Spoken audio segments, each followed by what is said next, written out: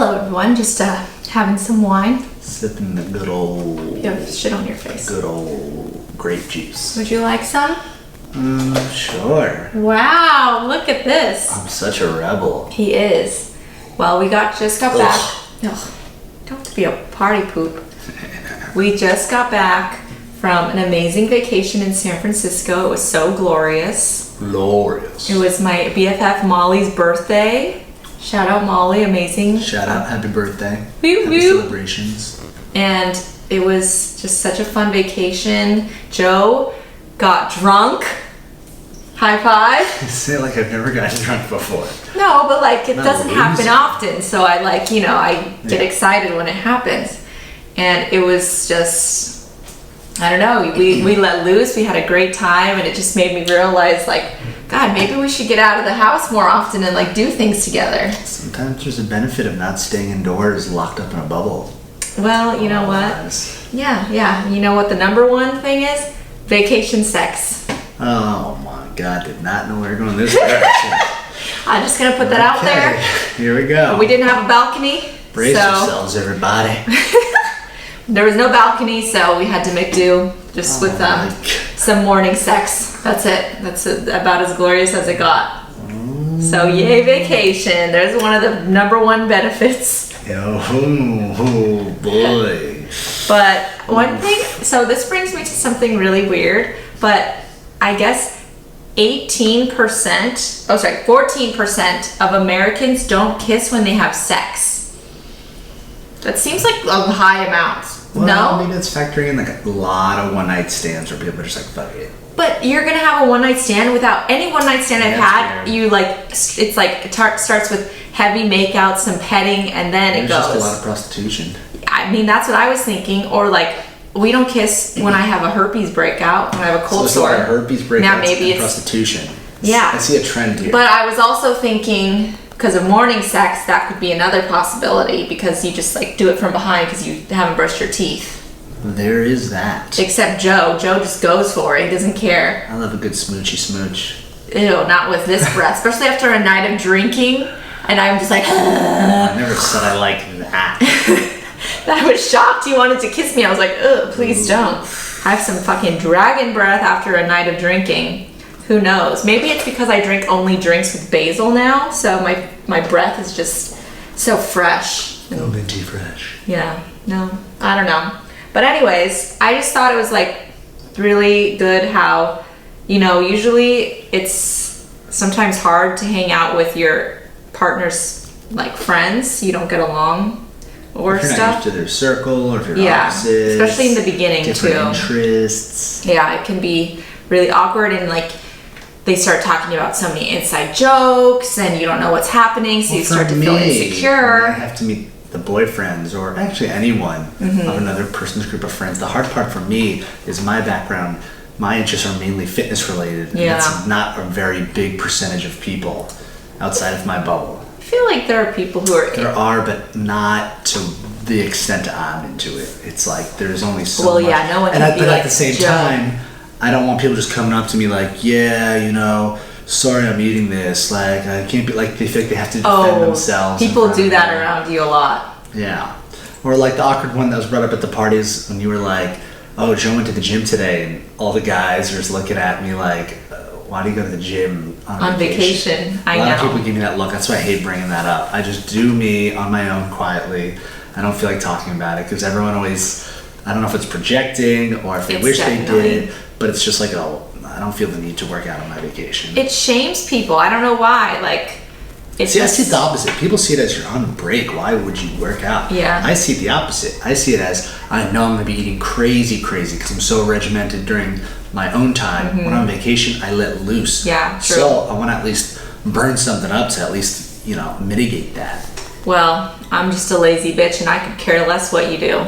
There you go. Two approaches. I will just sleep in and enjoy my life and still eat. And I gained 2 pounds this weekend, but it was so worth it.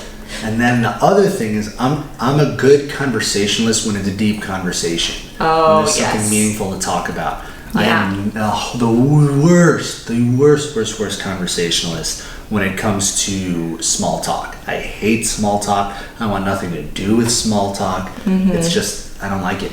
I'm bad because I like traumatize people. Like I'll be like, so, how often do you have sex? What kind of weird kinky shit do you guys do? Like I just like to get into it and I'm like, oh yeah, this is what Joe and I do. And then we exchange some information. I feel like it's a learning experience for everyone. See, I do that, but mine goes into like self-growth a little bit. So what are the roughest challenges you faced as a kid that made you who you are today? And it's like, wait. Oh God. Wait. Therapy, what? Joe. It's not even that I'm trying to do therapy. I like to understand people. You can only understand someone if you know where they've been. That's true. So I guess you like to know where they've been. Yeah, who they've been with. That's right. And how many times and how they did it. But yeah, that's what makes meeting other people's friends weird for me because of those factors. Yeah, you like and you have like a solid crew of like friends from your youth, and one thing about me is I have such a wide mixture of friends. And I only have like 2 friends from growing up. With the full gamut of things. It's crazy. I don't know, but I think like when it gets hard like that and your partner, you need to remind your partner, like if your friends are talking about all shit that I don't even know about, like from your youth, I'll just be like, oh, tell me more. Or I'll tell you later, like, hey, like maybe you could like include me or tell me what the fuck these stories are. I'm just sitting there smiling and nodding and no clue what the fuck you're talking about with all these stupid inside jokes. Yeah. So I feel like that's... And the onus is on them too to keep conversations going. I've talked to people before where I'm just asking questions. Oh, where did you go to school? What do you do for work? Oh, that's cool. I had a friend that also does such and such. What about this? And they're just like, don't make it an interview. Well, no. I try to give topics that lead into other topics. That's how it should go. One thing that kind of, like, I feel like a lot of people get into drama with their boyfriend, girlfriend's friends is then they think they're a bad influence on the friend or on your boyfriend or girlfriend. So you don't want them to be around them because that person is crazy, which I get it. I'm usually the crazy friend. So sometimes people don't want their girlfriends hanging around me because I'm like, well, not as much anymore, partying, and I like love talking about sex, and I'm like kind of crazy.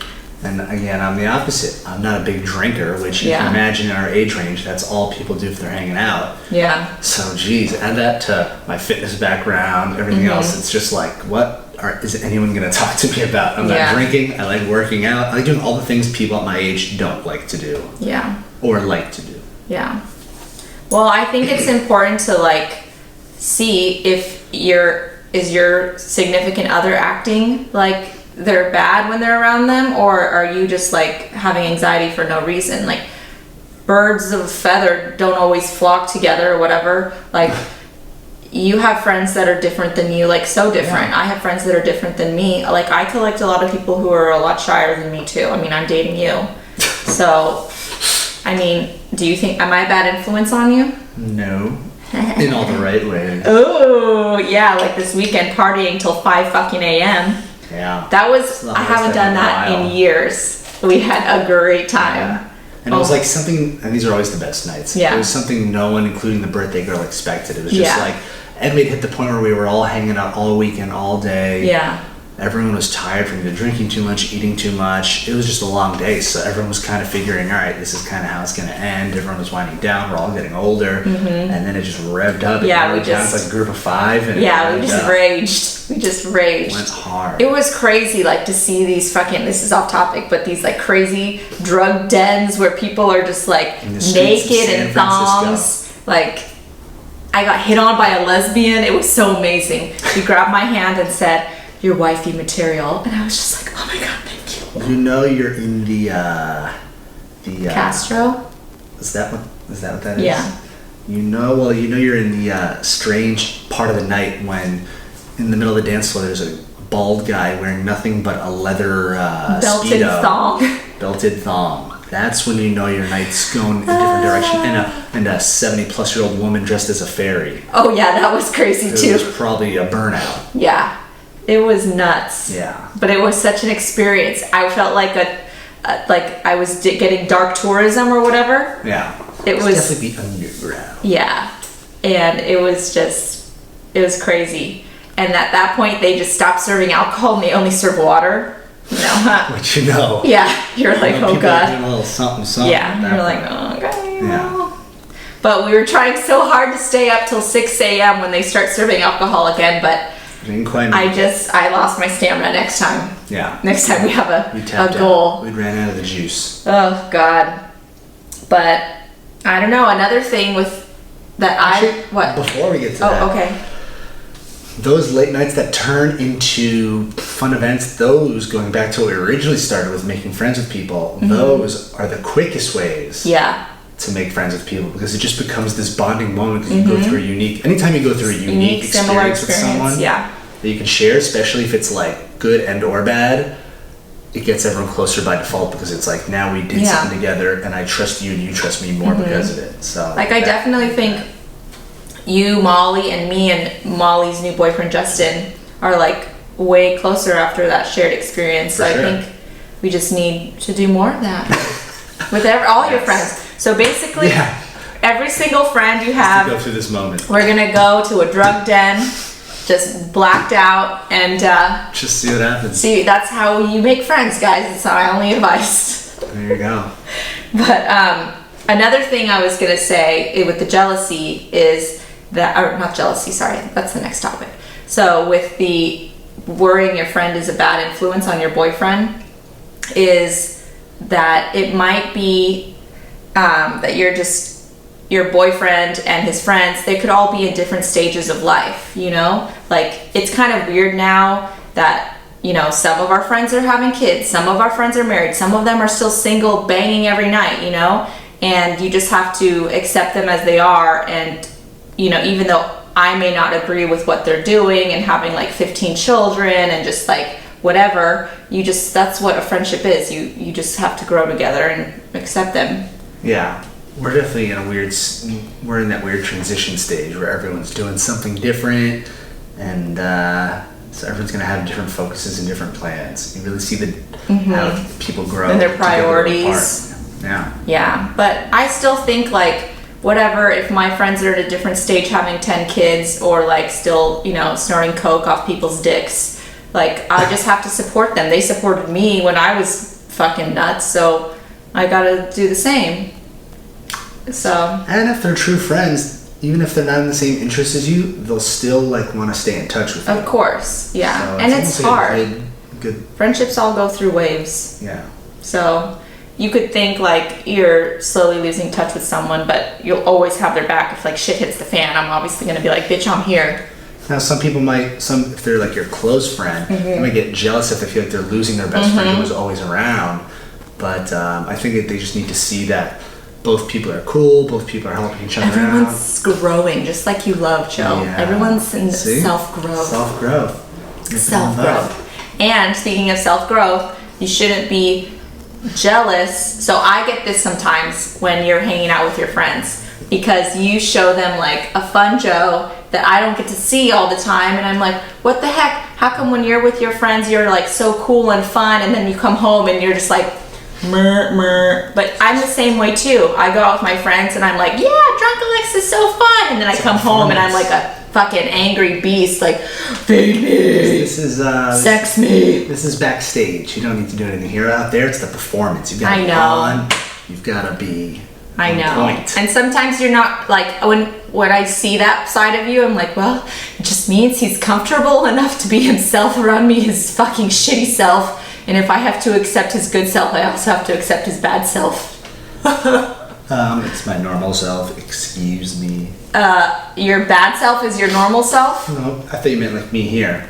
Oh, no. But I'm saying, like, when you're, like, in a shitty mood and you're just kind of grumpy, I'm like, God. I'm like, okay, well, without the bad, there wouldn't be good, so I just have to embrace it. I'm very much...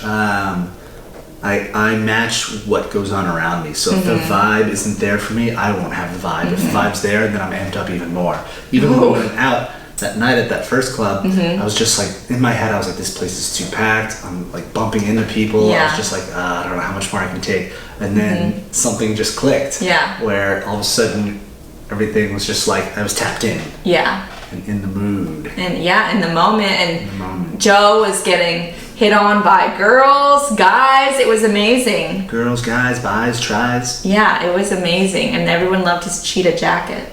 That's right, the cheetah jacket. Did we even talk about that? I don't know if we did. No. But I wanted a statement. I saw The Rock wearing this outfit where it was very simple everywhere else, but he had like a loud statement jacket. And I thought, that's pretty cool. You choose one item to just stand out. So I had to find mine, and I chose a cheetah jacket because that's what I found. Got a lot of compliments. It was a hit. It was a hit. It was a hit. I really wanted you to go dance with the other girls, but he said no. I don't need to unravel that ball. Why? Why not? You weren't gonna go touch her tits or anything. Just go have fun. And then that leads to me pretending you're a sexy stranger. Oh boy, here we go. Oh, hello, cheetah man. Are you here with anyone tonight? No. Ew. I don't know what Okay. voice to do for that. What's a cool voice? No. No. Oh god, it's getting worse. It's getting Okay, let's give up on this podcast. Okay, good night. See you later, lady. Oh god, ew, no. Good night.